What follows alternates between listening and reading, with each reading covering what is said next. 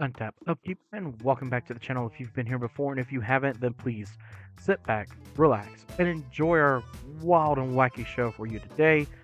Because, well, if you're looking at the screen and you can see who we are playing and who we are trying to build on a budget, well, you're going to know that somebody once told me the world is going to roll me, and I ain't the sharpest tool in the shed. That is right, we are going very smash mouth today with a Rakdos build, ready to just humble everybody on a budget of about 60 bucks.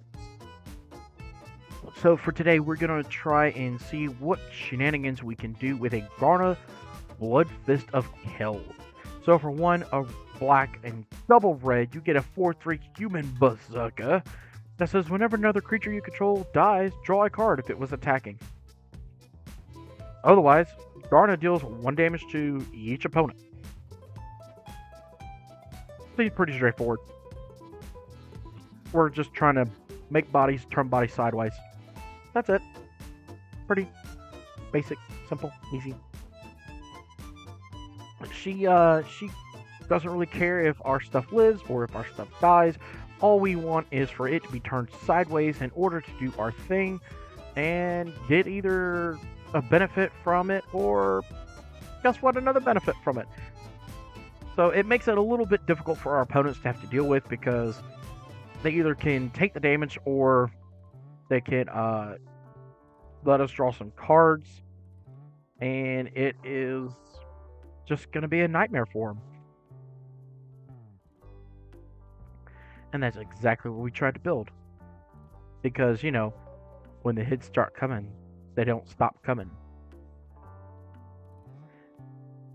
So Chandra, the Acolyte of Flame, is our only Planeswalker in this build, though. So for one, in a red, we have a 4 loyalty Planeswalker that says, put a loyalty counter on each red Planeswalker you control. It's only going to affect itself because it's the only Planeswalker we have. But more importantly, for its other 0, we're able to create 2 1/1 elemental creature tokens.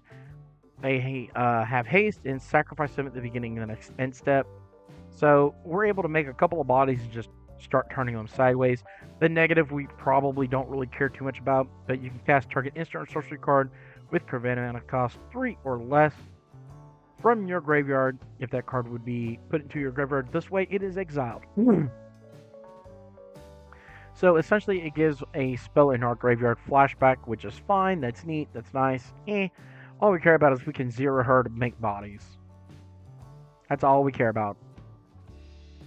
If she lives for a little bit, she lives. If she dies, she dies. We're just here to create bodies and fix our screen a little bit here. Be able to just do what we want to do. Turn our stuff sideways. Either it's going to draw us cards, or we make a bunch of bodies, can't attack for whatever reason, pass the turn, somebody board wipes, and well, all our stuff dies, and they still take damage. So, first up in our creature section, which are running a whopping 29 creatures, is Annex Hardened of the Forge. So for a colorless and double red, we get a star-powered, 3-bodied demigod. Now his power is going to be equal to our devotion to red. If you've never seen this before, devotion is very, very simple. In this instance, all we're going to do is count how many little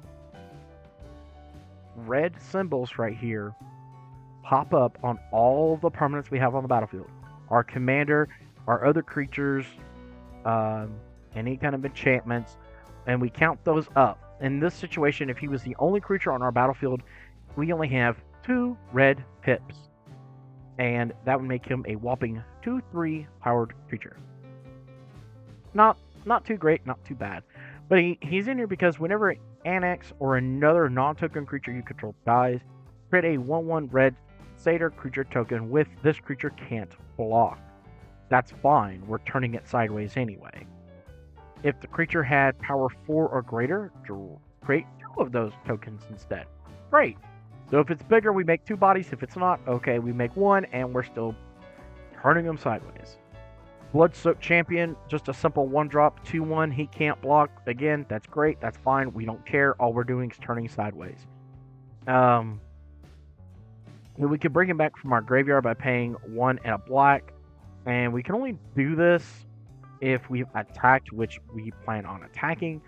So he's just a simple little body. Goblin Rabble Master. He makes all our goblins attack each combat if able, which is perfectly fine. Again, that is what we want to do. And at the beginning of combat on our turn, we make a 1/1 red goblin token creature token with haste. And then whenever the Rabble Master attacks, it gets a +1/+0 until end of turn for each other attacking Gerblin. Again, pretty simple, pretty straightforward. Gut True Soul Zealot. Whenever you attack, you may sacrifice another creature or artifact. And if you do, create a 4/1 black skeleton creature token with menace, and it is tapped and attacking. So for 3 mana on a 2/2 body, we get a potential to have a nice 4/1 body. So, and it's not legendary, so we can keep making our stuff bigger and bigger and bigger and bigger. As far as like sacrificing a goblin that would have to attack anyway, we can sacrifice it to gut, and instead of having a little 1/1 goblin, now we have a 4/1 skeleton that is tapped and attacking. So I mean, why wouldn't we like this? Of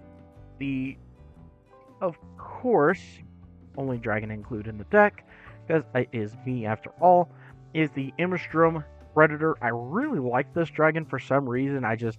The art on it is really cool. It looks amazing in foil, and it looks really good as a full art foil. Trust me, it is just awesome. But it's not the most overpowered thing in the whole game or anything like that, so it doesn't see a whole lot of play, which I don't know, I kind of feel like it should. So for 4 mana, we get a 3/3 Vampire Dragon. Quick, what's the other Vampire Dragon? Can you name it without looking? I can. It has flying, and whenever Immerstrom Predator becomes tapped, exile up to 1 target card from a graveyard and put a +1/+1 counter on that dragon. So whenever he becomes tapped, so as soon as he is declared as an attacker and he is turned sideways, we're going to exile something from a graveyard, so we have a little bit of graveyard removal in the form of this dragon, and he's going to get bigger. But we can also sacrifice another creature and make this thing indestructible, and then it becomes tapped anyway. So we can instant speed possibly deal with something in somebody's graveyard that they are looking to reanimate, like Hashaton for perfect example, is been a widely popular commander here lately. I know a lot of views have been given to my personal video of him on the channel, and I could not thank you all enough for helping me get all those views on that video. So it is possible that you could just keep him as a blocker, when in reality you could use him as like fodder to be like, oh no, Hashaton, you just got rid of Jinkataxis, the core augur. You're looking to do shenanigans there, huh? Well, if I blow up the token copy, and if I can sack a creature and exile the original, we're in a lot better shape. So Hashaton would at least be able to make the token copy if they discarded the Jinkataxis, but we would have potential to exile the one that got sent to the graveyard and hopefully keep that from happening again, shall we? It's really good with something like our next card, the Impulsive Pilfer. So it's just a simple 1-drop goblin that whenever it dies, it makes a treasure token, and it has Encore, which means we can pay 3 in a red, exile it, and make token copies, 1 for each opponent, and they are going to be sacrificed at the end of the turn. So, I mean, if nothing else, we can always sack this goblin to the dragon, make a treasure token, so we just ramped, have a big dragon. It's indestructible, and we exile something from somebody's graveyard that might have potentially been an issue. Would you two knuckleheads stop? You gotta love dogs when they want to play. My word. Then they hurt each other and like, oh my god, what happened? Anyways, the fact that it can encore and make 3 more copies of itself basically and allow us to ramp is not a bad thing. Moving forward, we have the Loyal Apprentice. I mean, it's pretty straightforward. 2-drop. If we have our commander, it gets the lieutenant ability. This thing has haste, but we're probably never going to attack with it, because as long as we have our commander, we get a 1/1 Philosopter artifact creature token with flying. It also has haste, and it's at the beginning of combat on our turn, so we can get a 1/1 Fly Boy to start turning sideways. Lord Skitter, Sewer King. Whenever another rat enters the battlefield under your control, exile up to 1 target card from an opponent's graveyard. Great. So, a state-based thing, as soon as we play our Sewer King here, we're going to exile something from somebody's graveyard, and we don't have to worry about it. But it gets better. So at the beginning of combat on our turn, we're going to make a 1/1 black rat creature token with this creature can't block. Excuse me. That means it's going to trigger Lord Skitter again, and we can exile another scary thing, or just keep graveyards empty so we don't have to worry about them. Moving forward, we have Legion Warboss, pretty stable goblin for a lot of decks. He has Mentor, which probably doesn't matter, but for a 3 mana, we get a 2/2 that says at the beginning of combat on our turn, we create a 1/1 Gerblin creature token with haste, and it attacks each combat if able. So, it fits our overall theme. I thought this would be a fun thing to add to this deck. This is Lagomos, Hand of Hatred. So at the beginning of combat on your turn, make a 2/1 elemental creature token with trample and haste. Sack it at the beginning in the next end step. Okay. But this is why I added it in here, because I think it's going to work at least 2% of the time. So you can tap it, search your library for a card, so we get to tutor up a card and put it into our hand. But we can only activate if 5 or more creatures had died this turn. Well, what if I told you we want our stuff to die? Oops. Krenko, 10 Street, Kingpin. I mean, whenever he attacks, put a 1/1 counter on him, and then make that many 1/1 goblin creature tokens equal to his power. The Infestation Sage, pretty simple, basic little 1-drop elf warrior creature token that whenever it dies, we get a 1/1 black and green insect creature token with flying. I thought this would be a nice include in here as well. Mahadi Emporium Master. So for a red, a black, and a colorless, we get a cat double. That is just a 3/3, but at the beginning of your end step, create a treasure token for each creature that died this turn. So if we were able to swing out, deal some ridiculous amount of damage, and kill a whole bunch of things, we can get a lot of mana and start ramping really hard. Moving on forward, we have Marinette Apprentice. It has Fabricate 1, which probably doesn't matter, but whenever another creature or artifact you control is put into a graveyard from the battlefield, each opponent will lose 1 life. Work with bats. Whenever you create or sacrifice a token, each opponent will lose 1 life. So both of those cards have a very similar effect. We want our stuff to die again through the combats or not, it doesn't matter. And they excuse me. Would you, kind viewers, would you please stop yawning? You're making me yawn. That's not nice. Shame on you. For shame. Anyways though, the bat cares about whenever we create and sacrifice tokens, and this just cares about whenever they go to the graveyard. Morbid Opportunist, every time something dies, we're able to draw a card, but only once each turn. The Theomancer, each upkeep, including our opponents. We're going to make a 1/1 Hissy Snake if you're Olivia Gilbert Hicks. But if you're a normal person and not as cool as Olivia, then it's just going to be a 1/1 Black Snake creature token with Death Touch that we can sacrifice to our big dumb dragon. Perforating Artist has Death Touch and Raid. So at the beginning of your end step, if you attack this turn, Each opponent will lose his 3 life unless that player sacrifices a non-land permanent of their choice or discards a card. Squee, Dubious Monarch.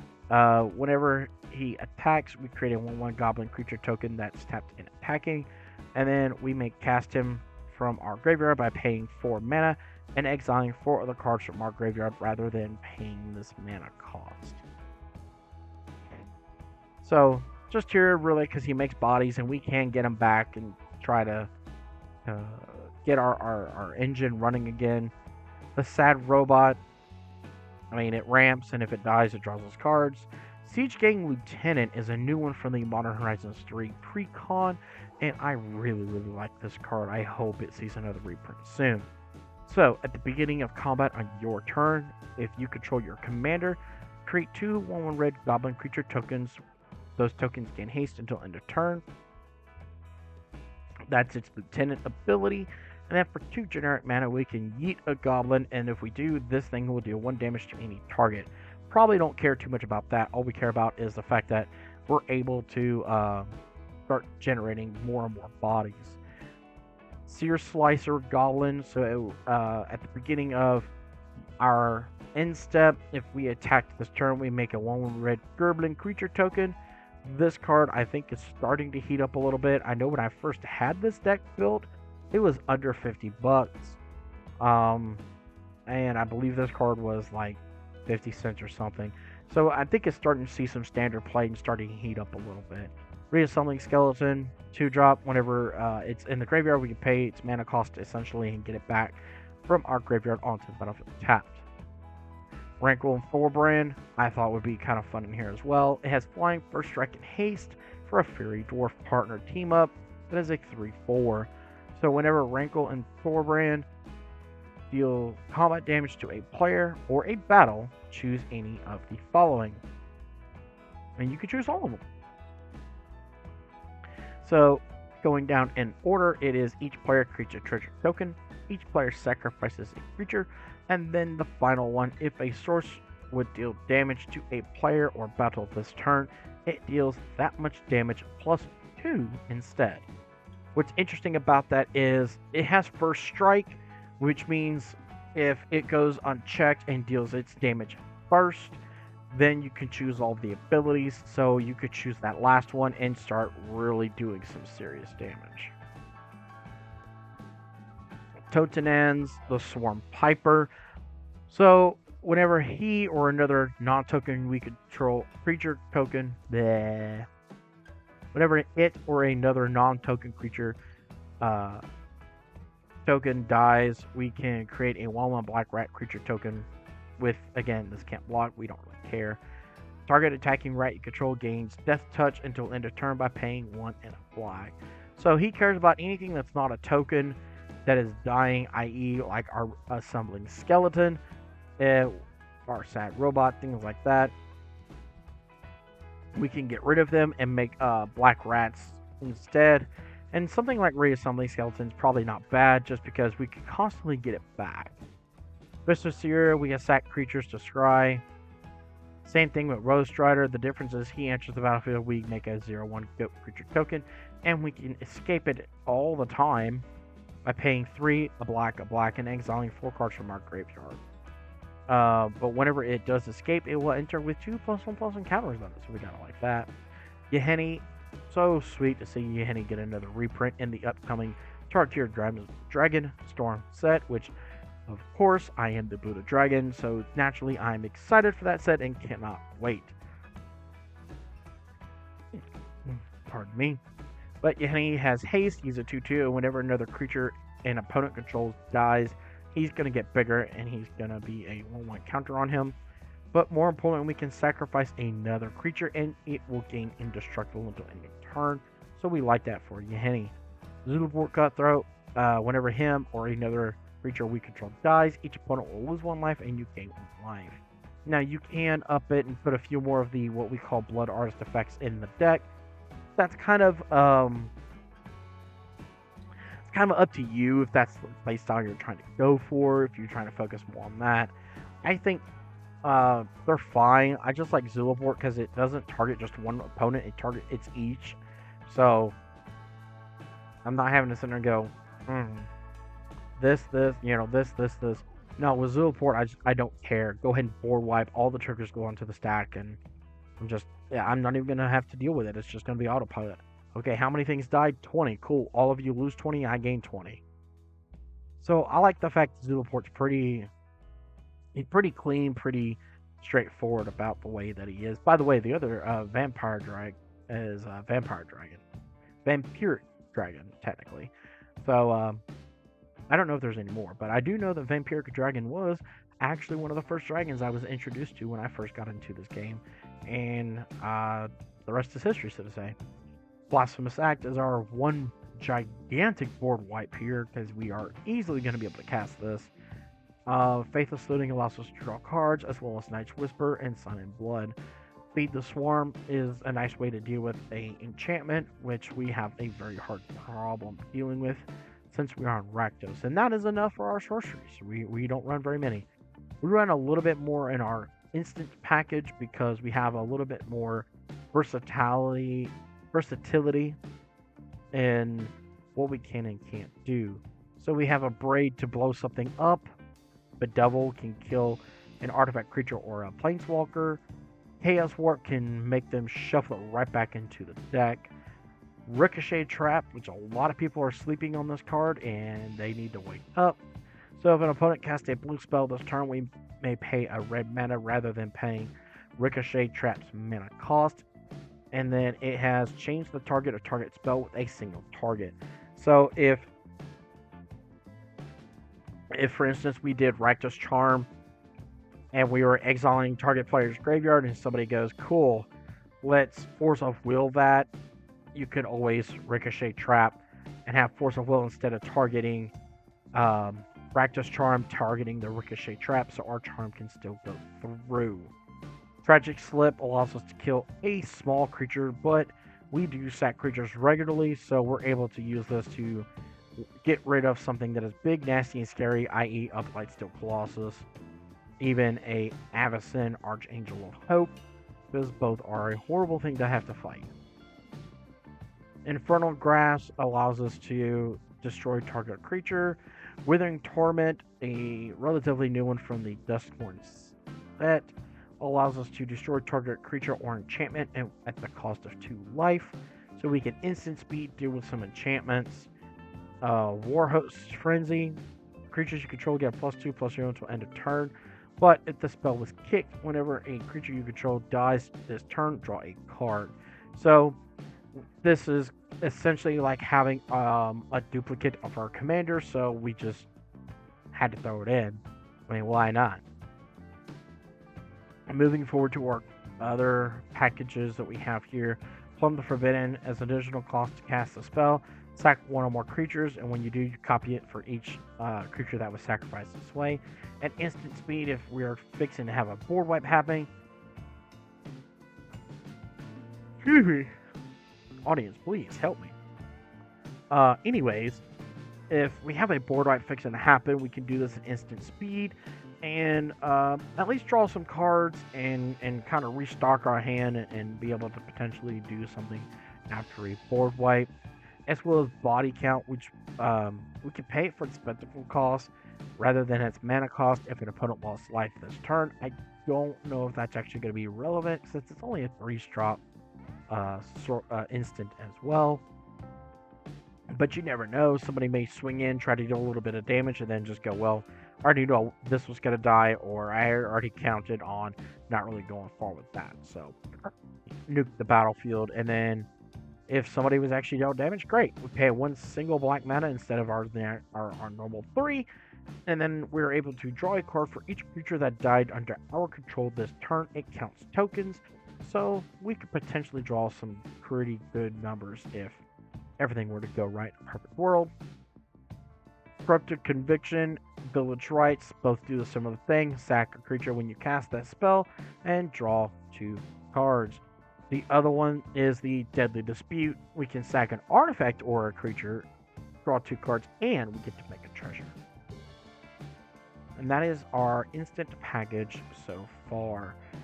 Don't really think I'm going to touch our artifact package because it's pretty standard on what all we're seeing here.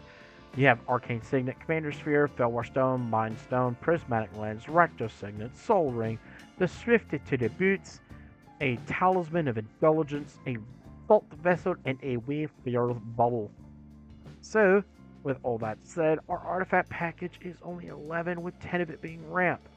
Probably don't need it all, but we're going to keep it all because our curve is pretty low and we just want to be able to continuously slam our spells and just do mayhem. Our enchantment package is actually kind of interesting and funny if you ask me for my 2 cents. So Brazen Cannonade is from the Jumpstart printing, and it says whenever an attacking creature you control dies, it deals 2 damage to each opponent. It also has raid. So at the beginning of your post-combat main phase, if you attack with a creature this turn, exile the top card of your library until the end of combat on your next turn. You may play that card. So we have until the combat of our next turn to play whatever spell could be exiled by this, and I thought it'd be kind of interesting to have. I mean, we want our stuff to die, so either it's going to die by our hand or it's going to die by another different means, and we're able to get this trigger. Goblin Assault, we make goblins at the beginning of our upkeep, and all goblins must attack each combat if able. Oh no! Who did this? A goblin bombardment. So we can sacrifice another creature, and the bombardment will deal 1 damage to target creature or player. Oh no! What terrible person thought of this? Impact Tremors. Whenever a creature you control enters the battlefield, we are able to deal 1 damage to each opponent. Oh no! Why nay? We also have Phyrexian Arena to allow us to draw a card at the beginning of our upkeep at the cost of 1 life.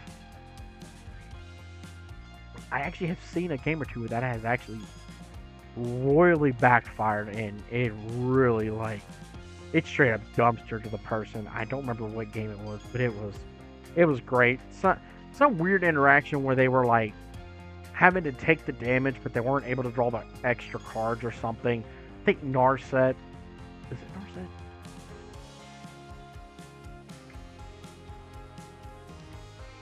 Can't remember, but there was something on the battlefield that allowed them not to be able to do that, so they were having to take damage and not draw cards, and it was just funny.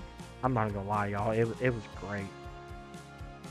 Our land package, though, is pretty typical of what you would see in a Rakdos build like this. You got the Bog, of course, Exotic Orchard, Reliquary Tower, Temple, Terramorphic Expanse, Smoldering Marsh, our Field of Ruin for our 1 piece of land destruction. I advocate that in every single deck. Wanderer's Enclave, because we do have a couple of big things we could draw using that card. Kenyan Slaw, Forbidding Ruins, Shokazen, Crucible of Defiance, which probably will be played as a land more often than not, but we have the capability to use it to make some more bodies. Sulphur Springs, Kur Keep makes a 0/1 Herbodes, Command Tower, a Dragon Skull Summit, 8 basic mountains, 8 basic swamps, a Tainted Peak, a Path of Ancestry, and an Evolving Wilds. And that wraps up the deck, folks, as far as what we are seeing and what we have here. Going on down a little bit, our mana curve is ridiculously stupid low. Pardon me, probably not as low as a full Piracy EDH deck by any means, but hey. Excuse me, was there something more in that tea or what? My goodness.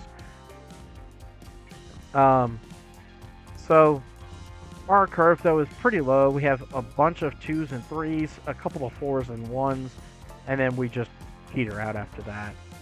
So we have a lot of potential. That's why we're only running 34 land. I mean, you could up it if you really felt like it to maybe 35 for a little bit more consistency, but I don't really know if it's necessary. That hand before it switched was pretty sweet. I mean, I think that's a pretty decent hand. We have some card draw. We can eat that. Yeah, we would have done all right. hard to say if it was actually gonna be like game winner or anything. Oh look, the god hand, so to say. So, oh goodness. Command tower to soul ring to prismatic lens. Probably go ahead and drop the temple. And let's get the goblin out and get the goblin going. So drop the orchard. Probably drop our commander. It's either the commander or Totenzons and the apprentice. I mean, that'd have been a fast hand, ladies and gentlemen. My goodness, that would have been a fast hand. So this is the build we have for Garna, Bloodfist of Keld. I really think this is a fun deck. It's an interesting idea. It's not the most powerful back-breaking thing by any stretch of the imagination, but I thought it would be great and a wonderful and powerful commander to start out from, really. You can build from this. You can do so much from this, especially with the new dragons, the Tarkir Dragonstorm set that is fixing to be released, and of course I cannot wait. I've been following the spoilers, I've been following the deck list. In fact, I think we will do a quick video here very soon and see what all is going to be in the decks, and just kind of my 2 cents on all of this.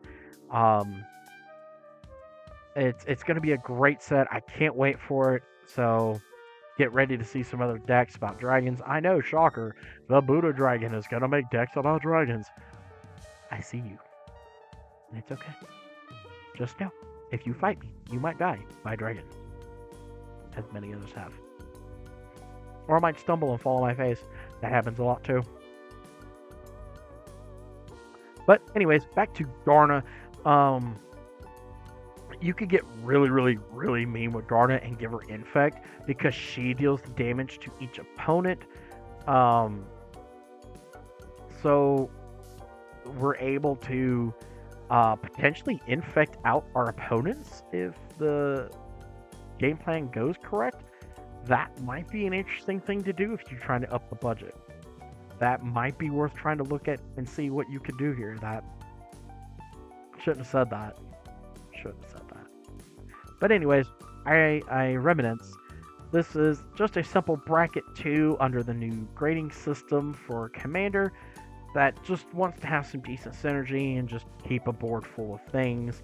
So let me know what you think about our Smash Mouth Garna, who is just gonna make some hits that are gonna start coming and they won't stop coming. Because all she knows is war, and all she knows is just turn things sideways. Let me know what you think about Garna. Is this a deck that has your interest? Are you going to build her? If so, let me know how she does. Let me know what upgrades you would do in the comments below. As always, the link for this deck list will be in the description below. And do not forget, like, share, subscribe, so you don't miss anything on the channel. And you feel free to leave me a comment about a deck that you're trying to work on. Maybe we'll work on it together and do something wild. I've been the Buddha Dragon. Thank you for all the love and support. You all are wonderful and amazing. Rub that belly for mana, and may your games be filled with luck. Until the next time, may your games be lucky.